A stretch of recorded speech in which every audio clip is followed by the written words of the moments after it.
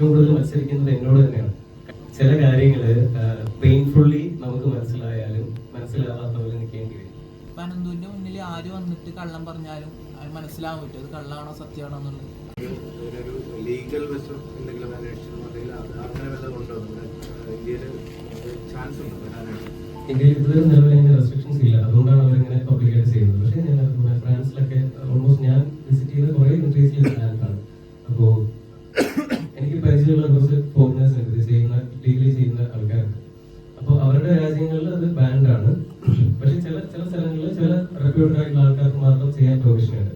അത് അവരുടെ ലൈസൻസും കാര്യങ്ങളൊക്കെ അവർ അതിന്റെ അപ്രൂവൽ എടുത്തതിന് ശേഷമാണ് ചെയ്യുന്നത്. പക്ഷെ നിലവിൽ നാട്ടിൽ അങ്ങനെ എൻ്റെ അറിവിൽ നിയമമില്ല. ശരിക്കും അത് ഒരു മുമ്പൊക്കെ ഞാൻ വിചാരിച്ചിരുന്നു ശരിക്കും അങ്ങനെ ഒരു റെസ്ട്രിക്ഷൻ വന്നു കഴിഞ്ഞാൽ ഓക്കെ ഇത് നല്ല രീതിയിൽ ഹാൻഡിൽ ചെയ്യുന്ന ഒരുപാട് ആൾക്കാരുണ്ട്, അപ്പോൾ അവരുടെയൊക്കെ ലൈഫിനെ ബാധിക്കില്ലേ എന്ന് ഞാൻ ചിന്തിച്ചിട്ടുണ്ട്. പക്ഷെ ചെറിയ രീതിയിലെങ്കിലും റെസ്ട്രിക്ഷൻ വരുന്നത് നല്ലതായിരിക്കും എന്ന് തോന്നുന്നു.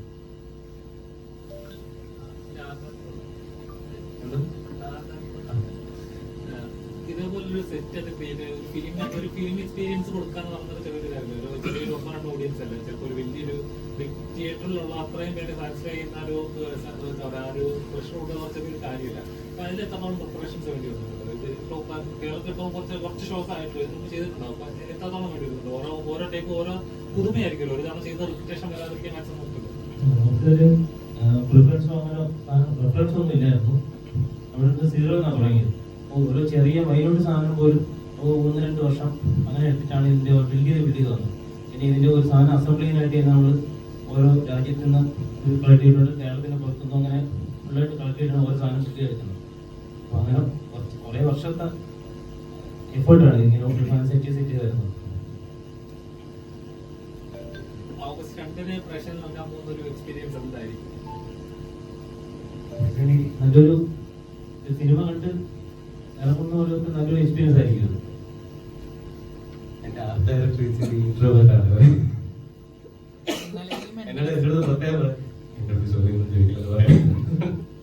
നിലവിൽ മെന്റലിസം ഫീൽഡ് പറയുന്ന കോമ്പറ്റീഷൻ ആണ്. എനിക്ക് ഒന്നാമത്തെ ഞാൻ ഏറ്റവും വിശ്വസിക്കുന്ന ഒരു കാര്യമുണ്ട്. ഏത് ഫീൽഡിലായാലും നമ്മുടെ ഏറ്റവും വലിയ ഓപ്പണന്റ്, നമ്മുടെ ഏറ്റവും വലിയ കോമ്പറ്റീറ്റർ നമ്മളാണ്. മൈസെൽഫ് എന്ന് പറയുന്ന സാധനമാണ്. ഞാൻ ഏറ്റവും കൂടുതൽ മത്സരിക്കുന്നത് എന്നോട് തന്നെയാണ്.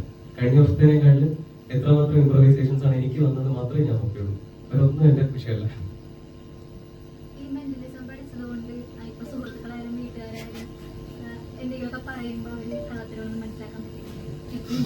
അത് ഇവരടുത്ത് ചോദിക്കും.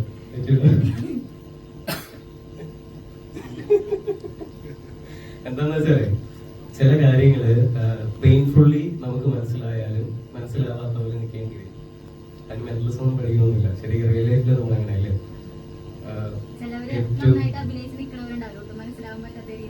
ഏറ്റവും പ്രിയപ്പെട്ട ആൾക്കാർ നമ്മളടുത്ത് വന്നിട്ട് ഒരു കള്ളം പറയുമ്പോൾ നമുക്ക് ഭയങ്കര പെയിൻ ആയിരിക്കും. അപ്പൊ അത് മെന്റലിസം പഠിച്ചാലും മെന്റലിസം പഠിച്ചില്ലെങ്കിൽ അത് പെയിൻ തന്നെയാണ്.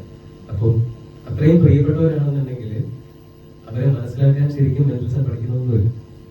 അവർ പറയുമ്പോൾ തന്നെ നമുക്ക് മനസ്സിലാവും. അപ്പൊ ആ സിറ്റുവേഷനിൽ ഇപ്പോ യൂസ്ഡായി ഞാനത് എക്സ്പ്രസ് ചെയ്യാറില്ല ഒരുപാട്.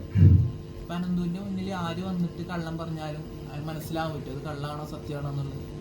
ഒരു പരിധി വരെ ബ്രോ എന്ന് വെച്ച് കഴിഞ്ഞാൽ ഈ ബോഡി ലാംഗ്വേജ് അനാലിസിസിൽ ഒരു ക്ലസ്റ്റർ ഓഫ് പാറ്റേൺസ് ആണ് നമ്മൾ നോക്കുന്നത്. ഇപ്പം യൂട്യൂബില് ബോഡി ലാംഗ്വേജ് എന്ന് പറഞ്ഞിട്ട് കുറെ ബ്ലണ്ടേഴ്സ് ഉണ്ട് ശരിക്കും. അതായത് ഒരു 10 ബോഡി ലാംഗ്വേജ് പഠിപ്പിച്ചു തരാന്ന് പറഞ്ഞിട്ട് കൈ തലയിൽ കൊണ്ടുപോയി കഴിഞ്ഞ് കഴിഞ്ഞാൽ പ്രശ്നമാണ്, മൂക്ക് ചൊറിഞ്ഞാൽ പ്രശ്നമാണ്, ഇങ്ങനെയൊക്കെ പറഞ്ഞിട്ട് ഇത് ഇങ്ങനെ ചെയ്യുന്നത് കള്ളത്തിനാ പറയുന്നതുകൊണ്ടാണ്. ഇങ്ങനെ കോമൺ ആയിട്ടുള്ള കുറെ കാര്യങ്ങൾ ഇപ്പം നിങ്ങൾ കാണുന്നുണ്ടാവും റീൽസിലൊക്കെ. ബാക്കിലേക്ക് കൊണ്ടുപോകാം, ബാക്കിലേക്ക് ഇപ്പം തല ചൊറിഞ്ഞാലും കൊണ്ടുപോയി എപ്പോഴും അത് കള്ളമല്ലോ. അപ്പൊ ഇത് ക്ലസ്റ്റർ ഓഫ് പാറ്റേൺസ് ആണ് നമ്മൾ ഡീകോഡ് ചെയ്യുന്നത്. ഞാനിപ്പോ നോക്കുമ്പോൾ ഒരാൾ ചോദിച്ച സമയത്ത് അവിടെ ഡിസ്കംഫർട്ട് ആക്കുന്നു. അവിടെ നിന്ന് അദ്ദേഹം ഇപ്പോ താഴേക്ക് നോക്കി അദ്ദേഹം ശ്രദ്ധിക്കുന്നില്ല. അദ്ദേഹത്തിന്റെ ഫിംഗേഴ്സ് ഇപ്പോ ഇങ്ങനെ മൂവ് ചെയ്തിട്ട് സോറി ഞാൻ അങ്ങനെ പറഞ്ഞില്ല കേട്ടോ. ഇച്ചിരി ആൻഷ്യസ് ഇന്റർവ്യൂ തോട്ട്സില്, അതായത് നമ്മുടെ ബ്രെയിനിൽ കോഗ്നിറ്റീവിലോട്ട് കൂടുന്ന സമയത്തൊക്കെ നമ്മുടെ ബ്രീതിങ് പാറ്റേൺസിലൊക്കെ മാറ്റങ്ങളൊക്കെ വരും. അപ്പൊ ഇത് നിങ്ങളുടെ ഓരോരുത്തരുടെയും ഫേസിൽ നമ്മൾ ഇങ്ങനെ നോക്കുന്ന സമയത്ത് കാണാൻ പറ്റും. ഈ ഒരു സാധനം ക്യൂരിയോസിറ്റിയുടെയും ആന്റിസിപ്പേഷന്റെ ഒക്കെ ഒരു ഭാഗമാണ്. അപ്പൊ ഇങ്ങനെ കുറെ ഡീറ്റെയിലിംഗ് നമ്മളൊന്ന് ശ്രദ്ധിച്ചു കഴിഞ്ഞ് കഴിഞ്ഞാൽ നമുക്ക് ചുറ്റും ഒബ്സർവ് ചെയ്യാൻ പറ്റും. അദ്ദേഹത്തിന്റെ സിറ്റിംഗ് പോസ്റ്റർ ഒരു കംഫർട്ടാണ്. അതിപ്പോ മാറ്റിക്കണം. അല്ല, ഞാൻ ജോസഫ് സിനിമയിൽ കണ്ടിട്ടുണ്ട്. ഈ ജോർജ് ഒരു കുറ്റാന്വേഷണം കണ്ടെത്തുന്നത് അയാൾ ഹൈഡ് ചെയ്യണത്, അയാൾ എന്താണ് 2 കൈയും കെട്ടി പിടിക്കുമ്പോൾ അയാൾ എന്തോ ഹൈഡ് ചെയ്യണമെന്ന് നോക്കിയിട്ടാണ് കണ്ടുപിടിക്കുന്നത്. നോർമലി ചിലപ്പോൾ ഓരോരുത്തർക്കും ഓരോ ജസ്റ്റേഴ്സ് ഉണ്ടാവില്ലേ, ഇപ്പോൾ പൊതു വേദിയിൽ നിൽക്കുമ്പോൾ ചിലപ്പോൾ അങ്ങനെ തന്നെ ബിഹേവ് ചെയ്യുന്നുണ്ടാവും. അപ്പോൾ അത് ശരിക്കും ഹൈഡ് ചെയ്യണതിന്റെ ഭാഗമായിട്ട് കൈ കൂട്ടി കെട്ടുന്നതാണെന്ന് തോന്നുന്നു. അതാണ് ഞാൻ പറയുന്നത്. എല്ലാ തവണയും അങ്ങനെയാണെന്ന് പറയാൻ പറ്റില്ല. കൾച്ചറൽ ഡിഫറൻസസ് കൊണ്ട് മാറാം. ആണാണോ പെണ്ണാണോ എന്നുള്ള കാര്യങ്ങൾ മെയിൽ ആൻഡ് ഫീമെയിൽ അതിൽ ആ ഒരു ഡിഫറൻസ് വരുമ്പോഴത്തേക്ക് മാറാം. ലാംഗ്വേജ് ഡിഫറൻസ് വരുന്ന ഭാഷാപരമായിട്ടുള്ള വ്യത്യാസങ്ങൾ വരുന്ന സമയത്ത് ഇത് മാറാം. ഇങ്ങനെ പല രീതിയിലും ഇതിന് മാറ്റങ്ങൾ സംഭവിക്കും. ഇപ്പോൾ യൂറോപ്പിലുള്ള ഒരാളുടെ ബോഡി ലാംഗ്വേജും കേരളത്തിലുള്ള നാട്ടിൻപുറത്തുള്ള ഒരാളുടെ ബോഡി ലാംഗ്വേജും രാപ്പകൽ വ്യത്യാസം ഉണ്ടാവും.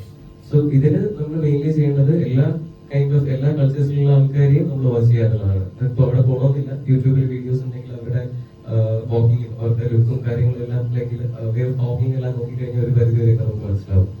അപ്പോൾ ഒരൊറ്റ സാധനം വെച്ചിട്ട് നമുക്ക് എന്തായാലും അങ്ങനെ പറയാൻ പറ്റില്ല.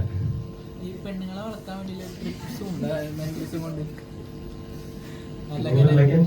ടിപ്സ് ഒക്കെ ഓരോ സ്റ്റേജിൽ ഞാൻ കണ്ടിട്ടുണ്ട്. അവരെ ചിരിപ്പിക്കുന്നു, അങ്ങനെ രീതിയിലൊക്കെ ചെയ്യുന്നത് ഈ കണ്ടിട്ടുണ്ട്. ചോദ്യം എന്നോട് പേഴ്സണലി ഒരുപാട് പേര് ചോദിച്ചിട്ടുണ്ട്. പക്ഷെ ഇന്റർവ്യൂ പബ്ലിക് വേദിയിൽ ഇത് ആദ്യമായിട്ടാണ് എന്റെ ഒരു മനുഷ്യൻ എന്റെ എന്താ വേണ്ടത്? എന്റെ പേര് അനസ്. ഞാൻ നോർമലി ചോദിക്കുകയാണ്. ഇപ്പൊ കുറെ ആയല്ലോ, അപ്പൊ എന്തെങ്കിലും നിലവിലെ അല്ല അങ്ങനെ ചെയ്തിട്ടുണ്ടോ? അങ്ങനെ ഇത് നമ്മൾ എന്തായാലും ക്യൂരിയോസിറ്റിക്ക് ഇത് പഠിക്കുന്നതിന്റെ ഭാഗമായിട്ട് ചിലപ്പോൾ ചെയ്തിട്ടുണ്ടാവുന്നതല്ല. തുടക്കത്തിന്റെ സ്റ്റേജ് ഞാൻ പറയുന്നത്. ഇത് ശരിക്കും അതിനെ സീരിയസ് ആയിട്ട് അപ്രോച്ച് ചെയ്യുന്ന ഒരാള് അങ്ങനെ ഒരു രീതിയിൽ അതിനെ മിസ്യൂസ് ചെയ്യില്ല, ഒന്നാമത്തെ കാര്യം. അല്ലെങ്കിൽ അതിനുവേണ്ടി പഠിക്കണം. ചെയ്തിട്ടില്ല. ഞാനോ ഇവിടെ ഇരിക്കുന്നവരോടൊക്കെ ചോദിച്ചു. ഇത് രേഷ്മന്റെ ഫ്രണ്ടാണല്ലോ, ചോദിച്ചു രേഷ്മനോട്.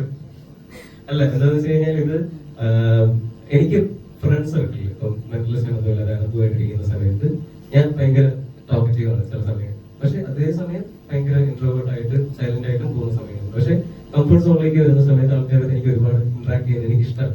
അപ്പൊ അങ്ങനെ ഇന്ററാക്ഷൻസ് സമയത്ത് നമ്മൾ പർപ്പസ്ഫുള്ളി അല്ലാതെ പറയുന്ന ചില എലമെന്റ്സ് ചിലപ്പോൾ അവർക്ക് കണക്ട് ആയിട്ട് അവർക്ക് അങ്ങനെയൊക്കെ ഒരു ലോ ഫാക്ടർ തോന്നും.